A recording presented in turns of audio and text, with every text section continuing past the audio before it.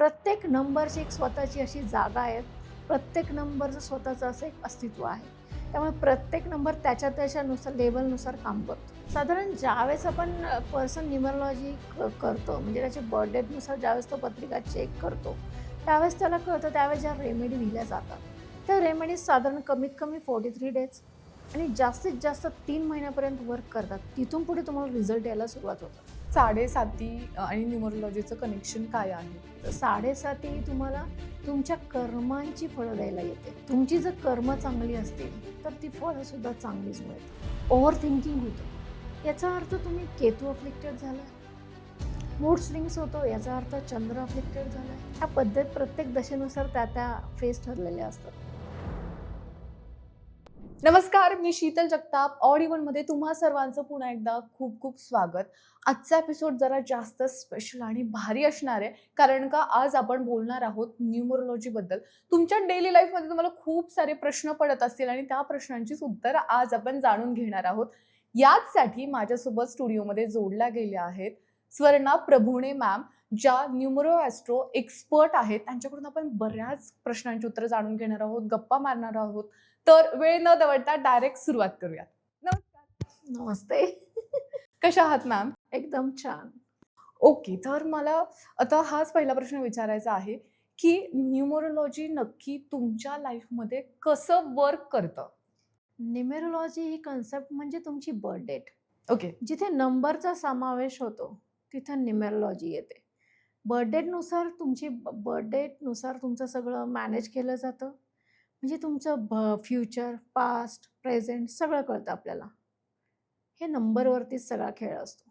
न्यूमरोलॉजीबद्दल लोकांनी किती अवेअर असणं गरजेचं आहे असं तुम्हाला वाटतं? न्यूमरोलॉजीनुसार लोकांनी जर त्यांना संधी उपलब्ध करून हव्या असतील किंवा त्यांचा कॉन्फिडन्स बिल्टअप करायचा असेल, तर त्यांनी डेफिनेटली अवेअर राहावं असं मला वाटतं. न्यूमरोलॉजी फॉलो केलं तर मग काय काय अजून ग्रोथचे चान्सेस किती पटीने आणि कशा पद्धतीने वाढतात असं अशी तुम्हाला वाटतं? पटीने असं नाही पर्टिक्युलर सांगू शकत आपण, पण ग्रोथ ही नक्कीच होणार. तुमच्या आजूबाजूची निगेटिव्हिटी कमी होते. ज्यावेळेस आपण न्यूमरोलॉजीनी बर्थ डेटनुसार बघतो सगळं, त्यानुसार तुम्ही निगेटिव्हिटी कमी करता तुमच्या लाईफमधली. काही गोष्टींचा इम्पॅक्ट पडतो. त्या गोष्टी तुम्हाला कळतात, अरे हे नाही केलं पाहिजे.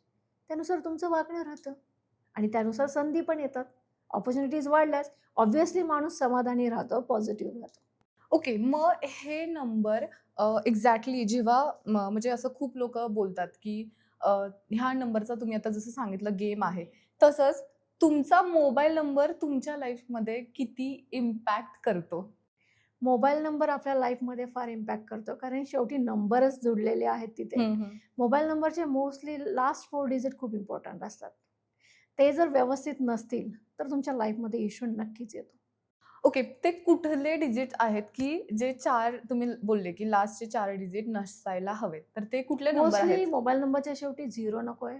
मोबाईल नंबरचे 4 डिजिटमध्ये 4 आणि 8 नको आहे.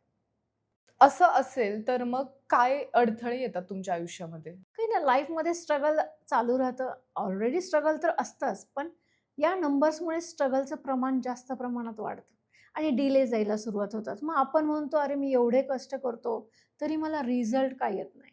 याचं कारण ते मोबाईलचे 4 डिजिट असतात. ओके. आणि बर्थ डेटनुसार म्हणजे आता हे तर तुम्ही सांगितलं, की सगळा नंबरचाच गेम आहे, नंबरच्याच गोष्टी आहेत. बर्थ डेटमध्ये मी खूप लोकांकडून ऐकलंय, की भाग्यांक, तुमचा बेसिक नंबर म्हणजे हे मूलांक, तर हे गणित नेमकं काय आहे आणि हे सोडवतात कसं आणि ते वर्क कसं करतं?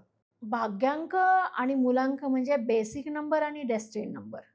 बेसिक नंबर म्हणजे आपला मूलांक असतो आणि डेस्टिनी नंबर म्हणजे आपला भाग्यांक असतो. तुमची जी बर्थ डेट आहे, ती तुमचा बेसिक नंबर असते आणि ज्यावेळेस फुल बर्थ डेची पूर्ण टोटल केली जाते, तो तुमचा भाग्यांक नंबर असतो. अच्छा. आता ह्या गोष्टी तर मला समजल्यात. पण मला हे जसं मी तुम्हाला विचारलं बर्थ डेटचं, देन मोबाईल नंबरचं, तसंच तुम्ही जर का न्यूमरोलॉजीच्या अकॉर्डिंगली काही तुमच्या लाईफमध्ये बदल केले, नावामध्ये, तर ते खरंच काम करतं का? किंवा त्याचे काही तुमच्याकडे एक्झाम्पल्स आहेत का, की असं केल्याने हे असं होतं? नाही, नावात बदल केल्याने खरंच वर्क होतं. म्हणजे लोकांचा कॉन्फिडन्स वाढतो. ज्यावेळेस नाव चेंज केलं जातं, त्यावेळेस त्यांना नवीन संधी उपलब्ध होतात. त्यांचा कॉन्फिडन्स बिल्टअप होतो. त्यामुळे नावात बदल करणं गरजेचं वाटतंय मला. ते कुठल्या पद्धतीचं नाव असायला पाहिजे किंवा कुठल्या गोष्टी किंवा कुठले स्वर जे आहेत किंवा साउंड आहे, तर ते अव्हॉइड करायला पाहिजे असं तुम्हाला वाटतं आणि का? ॲक्च्युली एस-यूचा साउंड जो आहे तो प्रॉपरली हेल्थ इश्यू क्रिएट करतो. त्यामुळे एस-यूचा साउंड, डी-एच-आयचा साउंड नावामध्ये थोडा सुरुवातीला अव्हॉइड केला पाहिजे. आणि कुठला साउंड जो आहे, कुठले व्हायब्रेशन्स आहेत, की जे चांगलं आपण बोलू शकतो नावासाठी? नाही असं पर्टिक्युलरली कुठले व्हायब्रेशन्स नाही. नाव शेवटी एकाच आणि अल्फाबेटने ठेवू शकत नाही कोणी. वेगवेगळे अल्फाबेट यूज केले जातात. फक्त त्यांचे जे पुढील साउंड असतात ते करेक्ट येणं गरजेचं असतं. आणि तुमच्या बर्थ डेटनुसार ते नाव बॅलन्स होणं गरजेचं असतं. तुमच्या मास्टर नंबरनुसार. कारण मी खूप सेलिब्रिटीजचं असं बघितलंय, की त्यांनी त्यांच्या नावामध्ये ए ॲड केलाय किंवा कुठेतरी काहीतरी गोष्टी थोडंफार चेंज केलंय. तर ह्याबद्दल तुम्ही काय सांगाल? ॲक्च्युली हे जे चेंजेस बघता तुम्ही सेलिब्रिटींच्या नावामध्ये, ते ॲक्च्युली त्यांच्या बर्थ डेटनुसार चेंज केलेले असतात. म्हणजे प्रत्येकालाच ते नाव लागू पडेल असं होत नाही. त्यामध्ये तुमची बर्थ डेट काय आहे? तुमच्या बर्थ डेटचा मास्टर नंबर कोणता येतो? त्यानुसार हे चेंजेस केले जातात. ओके. मला आता हे समजलं नावाचं गणित तर ऑलमोस्ट उलगडून गेलेलं आहे. मला एक सांगा 1 ते 9 जे नंबर आहेत, तर आपण 1 पासून सुरू करूयात. त्या त्या नंबरचे क्वालिटीज काय आहेत? किंवा 1 नंबर कशासाठी भारी आहेत आणि काय करायला पाहिजे आणि काय गोष्टी त्याच्या आयुष्यात अव्हॉइड करायला हव्यात? नाही, एक नंबर भारी वगैरे असा कुठलाच नंबर हा भारी नाही, कुठलाही नंबर हा कमी देखील. प्रत्येक नंबरची एक स्वतःची अशी जागा आहे. प्रत्येक नंबरचं स्वतःचं असं एक अस्तित्व आहे.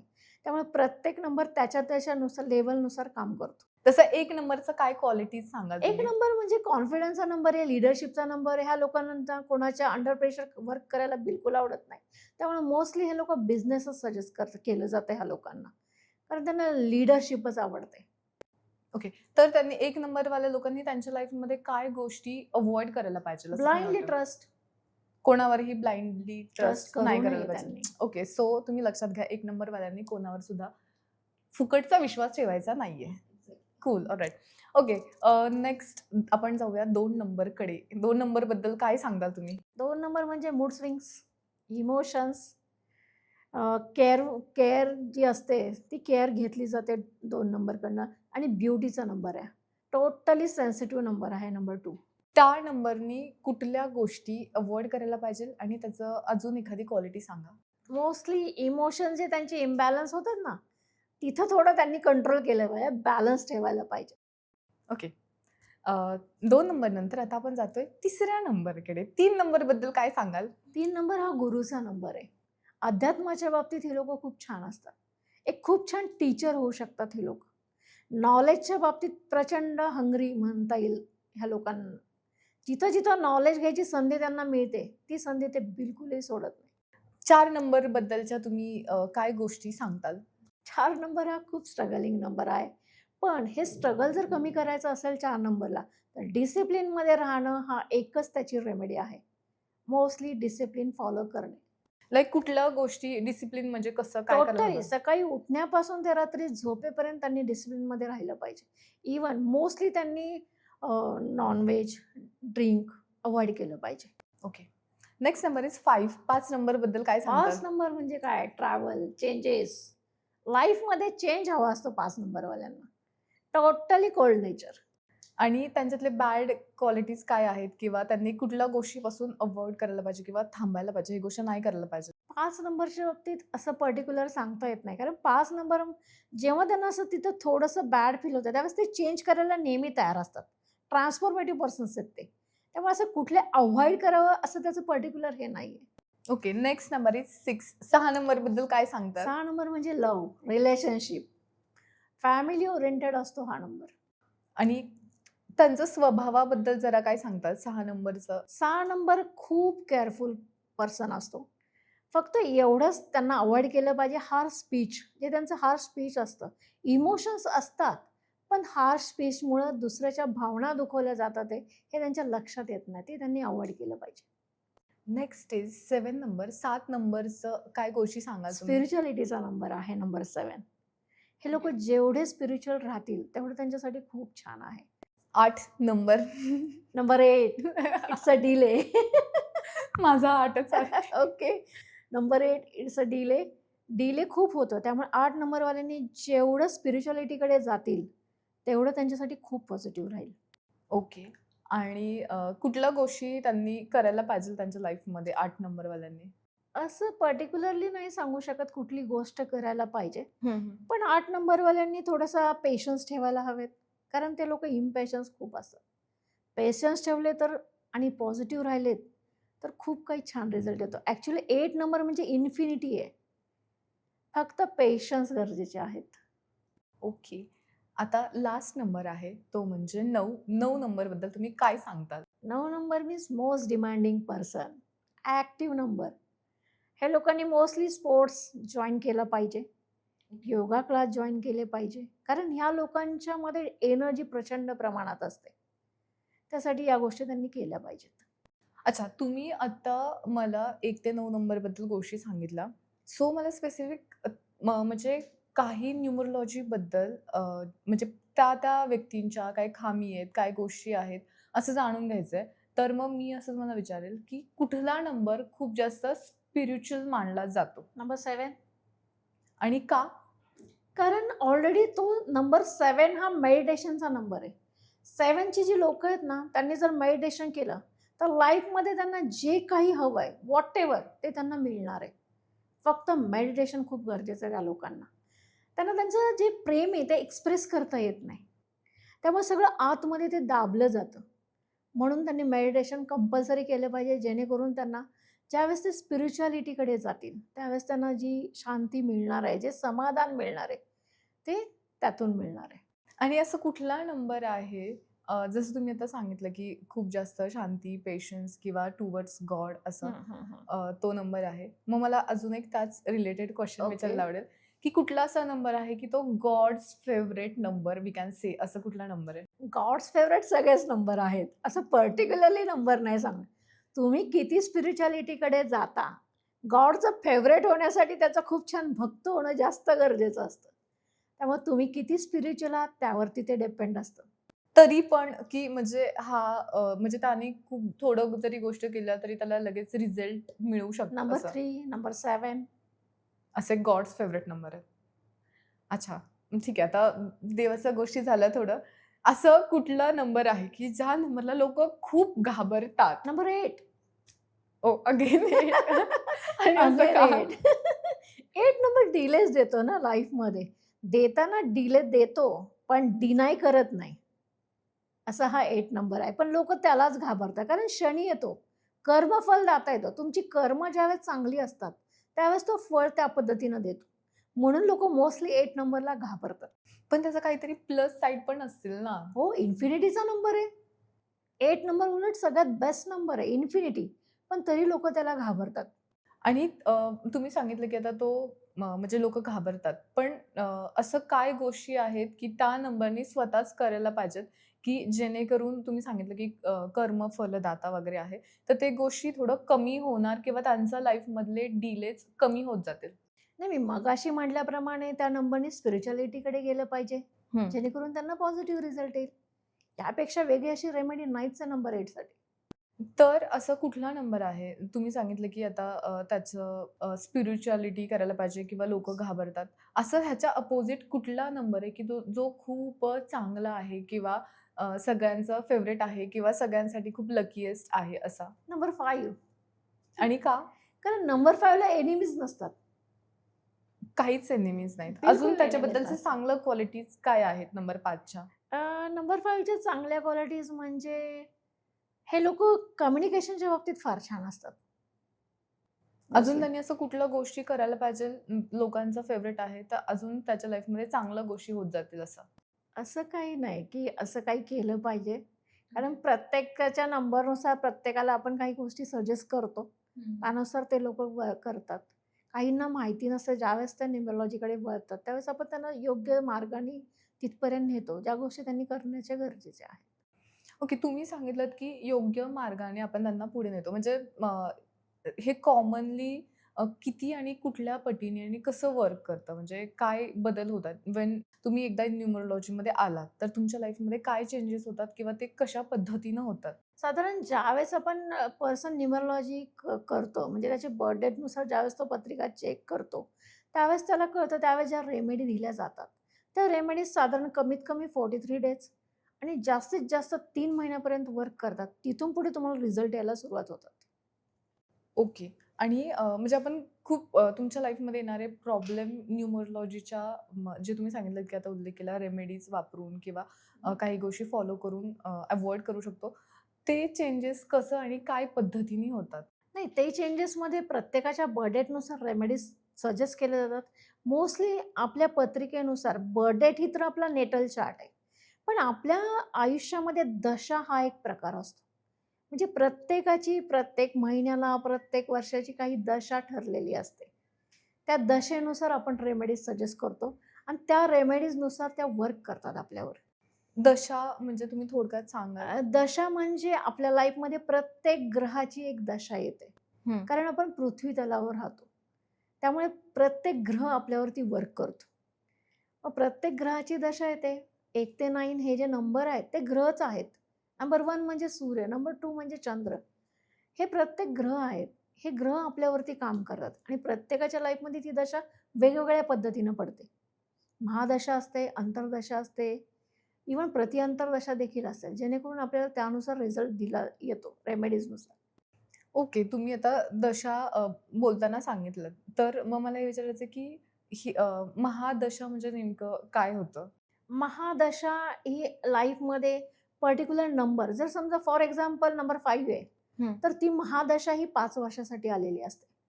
नंबर 5 ची. मग 5 वर्ष आपल्याला 5 वर्ष आता सेमच रिझल्ट येणार का? तर नाही. प्लस मायनस होत राहतं. पण बेस्ट रिझल्ट नक्कीच येतो आपण ज्यावेळेस त्या रेमेडीज फॉलो करतो त्यावेळेला. जिथं निगेटिव्हिटी दिसते आपल्याला, की हे बाबा हे चुकीचं होणार आहे. तिथं मात्र आपण त्याची तीव्रता कमी करतो. अजून असं कुठल्या दशा आहेत की दॅट इज रिअली बॅड किंवा त्या फेजमध्ये काहीतरी वाईट गोष्टी घडू शकतात आणि त्या ॲक्चुअली काय असू शकतात? राहू, केतू ह्या 2 दशा अशा आहेत, की ज्यामध्ये जास्त काळजी घेतली जाते. कारण राहू हा भ्रमाचा ग्रह आहे. ह्या दरम्यान तुम्हाला वेगवेगळ्या चुकीच्या गोष्टी जाणवतील. निगेटिव्हिटी जास्त प्रमाणात तुमच्याकडे येते. आणि शनी तर माहितीच आहे सगळ्यांना कर्मफलदाता आहे. त्यामुळे आधी तो तुमची परीक्षा घेतो, टेस्ट घेतो. त्याच्यानंतर तो तुम्हाला रिझल्ट देतो. त्यामुळे हे 2 असे आहेत, की आणि केतू तर काय इंट्युशनचा नंबर आहे. त्यामुळे ओके. म्हणजे असं काही लोकांच्या लाईफमध्ये खूप जास्त प्रॉब्लेम्स क्रिएट होतात. म्हणजे समजा कोणी आहे तर त्यांना कोणाच्या घरात असं प्रॉब्लेम होतात, की त्यांच्या मुलांची लग्न लवकर होत नाही किंवा लग्नाचे प्रॉब्लेम क्रिएट होतात. तर मग हे का होऊ शकतात आणि त्याच्यावर आपण काय सोल्युशन काढू शकतो? ॲक्चुअली हे जे प्रॉब्लेम क्रिएट होतात, हे मंगळ ग्रहामुळे क्रिएट होतात. हं. कारण लग्नाचा ग्रह हा आपण मंगळ ग्रह मानला जातो. त्याच्यानुसार रेमेडीज दिल्या जातात. त्याच्यावरती तुम्ही इझिली सोल्युशन काय सांगू शकाल? मोस्टली मंगळाशी रिलेटेड उपाय त्यांनी करावेत. मोस्टली बजरंग बाण किंवा हनुमान चालीसाचा पाठ 100 दिवसात कंप्लीट करावा. ओके. हे आणि कधी करायचं? मंगळवारपासून सुरुवात करायची याची. रोज 4 वेळा तरी 40 दिवस ते कंप्लीट करून टाकायचे असतात. ओके. म्हणजे मग ॲट लीस्ट 100 टाइम्स तरी हनुमान चालीसा तुमच्याकडनं रीड केली गेली पाहिजे. पण कंटिन्युटी टाईमही सेट पाहिजे. हे पर्टिक्युलर करणं खूप गरजेचं आहे. जर तुम्ही आज सकाळी 7:00ला केलं, उद्या संध्याकाळी 6:00ला केलं, असं चालत नाही. Discipline means discipline. म्हणजे मंगळवारी सुरू करून त्याच येस. गोष्टी हां. 40 त्याच डेज. टायमिंगला सुरुवात करायची. एक पर्टिक्युलर तुम्ही तुमच्या वेळेनुसार टाईम ठरवा. त्या टाईमला तुम्ही बसा, देवासमोर बसा, दिवा, अगरबत्ती, पाण्याचा ग्लास घ्या. प्रॉपर हनुमान चालीसा चांट करा. रोज तरी 4 वेळा तरी हनुमान चालीसा चांट केली जाते. ठीक आहे. आणि 40 डेजमध्ये 100 टाइम ती कंप्लीट होते. लग्नाचे प्रॉब्लेम्स ज्यांना आहेत त्यांनी ही रेमेडी नक्की फॉलो येस, करा. डेफिनेटली. आता हे मी लग्नाचं एक गोष्ट सांगितलं. असं खूप लोकांच्या लाईफमध्ये कोर्ट कचेरी किंवा असं कोर्टाची कामं अडकलेली असतात. तर त्यासाठी त्यांना तुम्ही काय सोल्युशन किंवा काय रेमेडी सांगू शकता किंवा त्यांनी काय करायला पाहिजे? मोस्टली त्यासाठी राहूची रेमेडी दिली जाते. तुम्हाला जर ब्लॉकेजेस येतात ते. हं. ॲक्चुअली ह्या पर्टिक्युलर रेमेडीज नसतात. याच्यामध्ये तुमचं प्रत्येक गोष्ट बघितली जाते पत्रिकेनुसार. मग पितृदोष आहे का कालसर्पदोष आहे हे देखील बघितलं जातं. त्यानुसार रेमेडीज सजेस्ट केल्या जातात. तरी तुमच्या इच्छेनुसार मी एक रेमेडी देते. हं. कोर्टचा जर प्रॉब्लेम असेल, तर कोर्टच्या टॉयलेटमध्ये पेप्सीची बॉटल फ्लश करा. एवढी सिंपल रेमेडी आहे. आणि म्हणजे ज्या व्यक्तीचे ते कधी करायला पाहिजे, काय करायला पाहिजे? सॅटर्डे आणि अमावस्या. ओके, म्हणजे ज्यांच्यावर केस आहे किंवा ज्यांचे काही हो. प्रॉब्लेम्स अडकळून काही आहेत. काही जर प्रॉब्लेममध्ये ते अडकले असतील किंवा सॉर्ट आउट होतच नसेल, तर त्यांनी ह्या रेमेडीज करणं गरजेचं आहे आणि रिझल्ट डेफिनेटली चांगला येणार त्यांना. ओके. आता लाइक कोर्टचं प्रॉब्लेम सॉल्व्ह झालं किंवा लग्नाचे प्रॉब्लेम्स म्हणजे हे कॉमन माणसाच्या आयुष्यातल्या गोष्टी आहेत. तर असं अजून एक गोष्ट आहे, की तुम्हाला नेम, फेम, मनी अट्रॅक्ट करायचं आहे. तर मग तुम्ही काय करायला पाहिजे? म्हणजे everyone want this thing yes, nowadays. Correct. Name, fame आणि मनी अट्रॅक्टसाठी तुम्हाला डिसिप्लिनमध्ये राहणं गरजेचं ॲक्चुअल आहे. ठीक आहे. पण तरी देव, धर्म, साधना काय करायला हवं नाही, असं वाटतं? असं देवधर्म साधण्यापेक्षा तुम्ही डिसिप्लिनमध्ये राहणं खूप गरजेचं आहे ॲक्चुअली. तुमचा कॉन्फिडन्स तुम्ही बिल्टअप केला पाहिजे. हं. हा कॉन्फिडन्स बिल्टअप जो होतो तो तुमच्या बर्थ डेटनुसारच ज्या काही रेमेडीज दिल्या जातात, त्यानुसार तो बिल्टअप होतो. त्यानुसार तुम्ही ॲक्चुअली मनीसाठी कुठला ग्रह गरजेचा आहे, तुमच्या पत्रिकेनुसार काय गरजेचं आहे, त्यानुसार तुम्हाला रेमेडीज दिल्या जातात. पण तरी असं एखादं गोष्ट आहे, की जर तुम्ही ते फॉलो केलं, तर तुम्ही थोडं मनी, फेम असं अट्रॅक्ट करू शकता. जास्त करून मी आदित्य हृदयम स्तोत्र ऐका एवढीच रेमेडी देऊ शकते यावरती. ओके. जर तुम्हाला मनी, फेम सगळ्या गोष्टी अट्रॅक्ट करायचं आहे, तर आदित्य हृदयम स्तोत्र ते कधी, कसं आणि कुठे ऐकायला हवं? त्याचा म्हणजे ते फॉलो कसं ॲक्चुअली करायचं? फ्रॉम संडे ते चांट केलं पाहिजे. म्हणजे रविवारीपासून सुरू करून किती दिवस काय? लाईफटाईम असतं ते ॲक्चुअली. लाईफटाईम. हां. आणि कधी सकाळी ऐकायचं, सकाळी संध्याकाळी? ऑब्व्हियसली सूर्याचं स्तोत्र आहे ते ओके. सकाळीच ऐकलं गेलं पाहिजे, सकाळी 7 पर्यंत. अच्छा, म्हणजे सकाळीपासून सुरू करून आपण त्या फ्लोमध्ये कंटिन्युअस लाईफटाईम संडेला कुठलाही सुरू करू शकतो आणि ऑलमोस्ट असं काही टाईम आहे का, की म्हणजे तुम्ही सकाळच्या किती टायमिंगमध्ये ऐकायला हवं आदित्य हृदय तेच स्तोत्र? आदित्य हृदयम स्तोत्र हे सकाळी 8 वाजेपर्यंत ऐकलं तरी सुद्धा चालेल. ओके. पण तिथून पुढे मग त्याचा काहीच उपयोग नाही. म्हणजेच सूर्य वरती जाण्याच्या आधी. सूर्य शेवटी डोक्यावर येत जातो. मग ज्यावेळेस सूर्य उगवतो, त्यावेळेस त्याची पूजा केलेली कधीही चांगली. त्याची स्तुती केलेली कधीही चांगली. आपण एक प्रॉब्लेम्स चे सोल्युशन बघतोय. तर म्हणजे जर रिलेशनमध्ये आहेत, गर्लफ्रेंड बॉयफ्रेंडचं रिलेशन आहे, हसबँड वाईफचं आहे.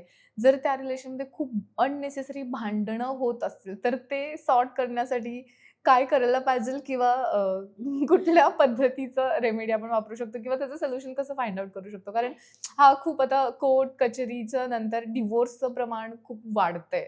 सो ते थोडंसं कमी करायला काय करू शकतो आपण? पहिली गोष्ट म्हणजे अंडरस्टँडिंग गरजेचं आहे, हे तर मी सांगणारच आहे. हो. पण जर न्यूमरोलॉजीनुसार विचारत असाल, तर त्यासाठी त्यांना शुक्र ग्रह त्यांचा स्ट्राँग करायला हवा.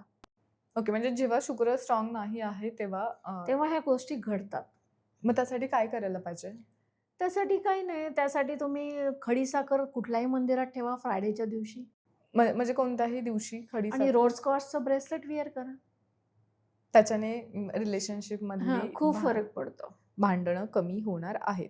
असे कुठले न्यूमरोलॉजीच्या अकॉर्डिंग 2 नंबर आहेत त्यांचं म्हणजे भांडणं होतील असे नंबर 4 आणि 8. Once again 4 and 8. म्हणजे रिलेशनमध्ये किंवा पार्टनरशिपमध्ये कशातच नको? हो, कशातच नको. नंबर 4, 8 नंबर 6, 8 आणि का? ॲक्चुअली नंबर 6, 8 जर आपण बघितला, तर 8 हा डिले देतो, 6 हा रिलेशनसाठी असतो. बट जर त्यांनी एकत्र आलं, तर डिलेही होतो आणि इव्हन रिलेशनशिपमध्ये इश्यूही होतो. मग ती तुमची पार्टनरशिप असू दे किंवा हसबंड वाईफचं रिलेशन असू दे. म्हणजे ह्या 2 लोकांनी एकमेकांसोबत लग्न पण नाही करायचं. त्यांचे नाही, 4 आणि 8 तर मोस्टली अव्हॉइड. लग्नासाठी, हां. पार्टनरशिपसाठी, दोन्ही गोष्टींसाठी. कारण 4 नंबरवाल्यांसाठी 8 नंबर टोटली अव्हॉइड केलाच पाहिजे. कारण कधीच लव्ह अफेअर्स कुठलेच सक्सेसफुल होणार नाही. इव्हन घराचा नंबर देखील 8 नाही पाहिजे त्यांचा. ओके. आणि असे कुठले नंबर आहेत की ज्या नंबरमध्ये त्यांचं खूप जमतं किंवा खूप चांगले आहेत किंवा त्यांची अंडरस्टँडिंग चांगली राहते न्यूमरोलॉजीच्या अकॉर्डिंग? ॲक्चुअली 3 आणि 6 आपण जे म्हणतो अव्हॉइड करायला पाहिजे. 36 होतं, 36चा आकडा. पण त्याच नंबरचं खूप छान जमतं. आणि का? फ्रेंडली रिलेशन राहतं. 3 म्हणजे गुरुचा नंबर आहे. आणि इकडे देवगुरु आहे आणि इकडे दैत्यगुरु आहे शुक्राचार्य. त्यामुळे दोघांचेही विचार तसेच सेम पडतात. त्यामुळे त्यांची रिलेशनशिप खूप छान राहते.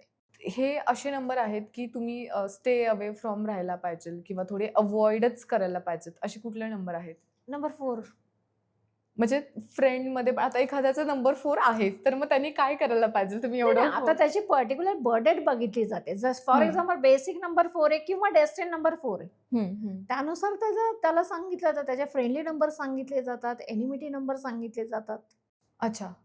तर ह्या न्यूमरोलॉजीच्या अकॉर्डिंग असे काही रूल्स आहेत का, की म्हणजे ते तुम्ही फॉलो करायला पाहिजेत? फॉर एक्झाम्पल की नॉन-व्हेज अव्हॉइडच करायचे पूर्णपणे, करेक्ट. असं काही असतं का?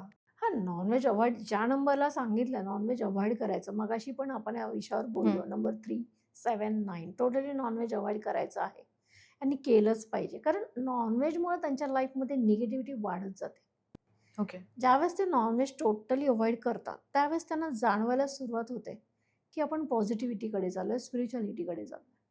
आणि ठीक आहे, म्हणजे खूप जास्त रूल्स, रेग्युलेशन्स फॉलो नाही करायला पाहिजे. एकदम लाईफमध्ये रिलॅक्स, चिल असा कुठला नंबर राहू शकतो किंवा नाही, रूल्स आणि रेग्युलेशन प्रत्येकाला फॉलो करावेच लागतात. ओके. इव्हन ग्रहांनाही ते फॉलो करावे लागतात. हं. कारण सूर्य जसा वेळेवर उगवतो, वेळेवर मावळतो, तसे प्रत्येकाने डिसिप्लिनमध्ये राहिलंच पाहिजे. मला हे विचारायचं आहे, की असं बोललं जातं, की आता 7:30 आहे. तर 7:30 आणि न्यूमरोलॉजीचं कनेक्शन काय आहे? 7:30 आणि न्यूमरोलॉजी म्हणजे शनी ग्रहाची दशा. हं, त्याच्याही 3 फेज असतात. हं. पहिली फेज ही 2.5 वर्षाची असते. प्रत्येक फेज 3 फेज ज्या असतात, प्रत्येक फेज ही 2.5 वर्षाची असते. त्यानुसार तुम्हाला रिझल्ट येतात. पहिल्या फेजमध्ये हार्डवर्क फार असतं, ओके. स्ट्रगल फार असतं. त्यानुसार तुम्ही सेकंड फेजमध्ये कशा पद्धतीनं रिॲक्ट होता, त्यावरती लास्ट फेज डिपेंड असते. आणि मेन जे फळ मिळालं पाहिजे आपल्याला आपल्या कर्माचं, ते शेवटच्या फेजमध्ये मिळते.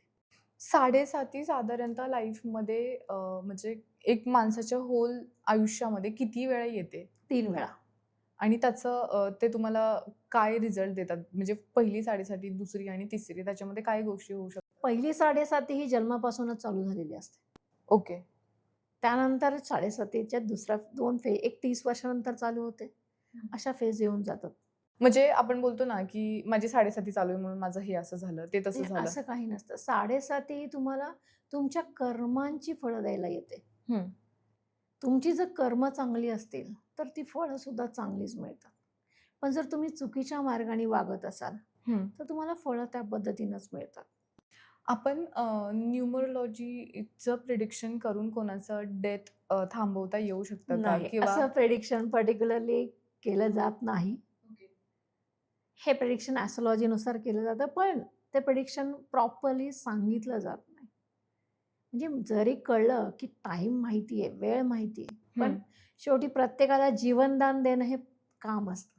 मग त्याच्यासाठी जर इफ यू प्रिडिक्ट की असं काहीतरी लाईफमध्ये होणार आहे, तर ते आपण अव्हॉइड करू शकतो किंवा थांबवू शकतो, असं येस, येस, गोष्टी करू शकतो. डेफिनेटली आपण त्याची तीव्रता कमी करू शकतो.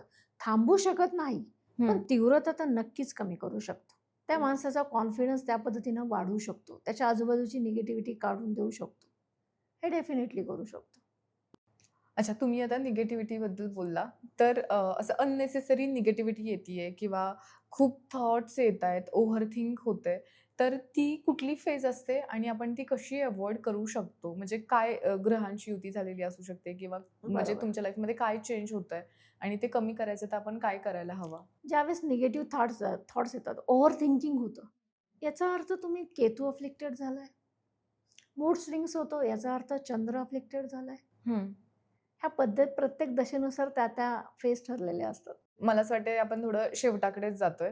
तर असा कुठला मंत्र आहे किंवा असं कुठली साधना आहे, की न्यूमरोलॉजीच्या अकॉर्डिंगली तुम्ही सांगाल, की ते फॉलो केलं तर खूप गोष्टी किंवा खूप पॉझिटिव्ह चेंज तुम्ही तुमच्या लाईफमध्ये करू शकता. असं डेली वगैरे आपण करायला हवं, असं काय गोष्ट आहे? ॲक्चुअली ग्रोथ आणि एक्सपांडसाठी मोस्टली सगळ्यांनाच ग्रोथ हवी असते, एक्सपांड हं, व्हायचं हं. असतं.